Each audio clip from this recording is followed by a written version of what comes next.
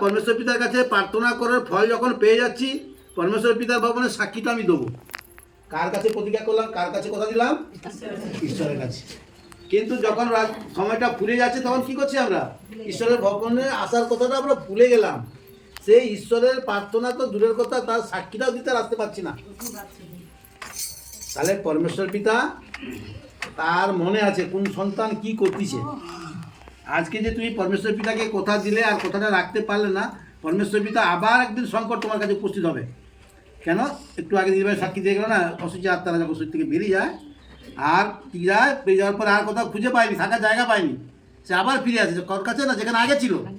আর কেন আসে তার কাছে না? সে আবার তো শান্ত হয়ে গেছে, তার রোগ পালিয়ে গেছে, মানে সে তার ঈশ্বরকে ডাকেনি, আর কাউকে ডাকেনি, সে দিব্যি আছে। তো আবার তার মধ্যে শয়তান ঢুকবে, তখন ঈশ্বর কি করবে? হাজার প্রার্থনা করছো, তো সেই প্রার্থনায় আর ঈশ্বর কর্মপাত দিবে না, সাড়া দিবে না। যেন এই কথাটা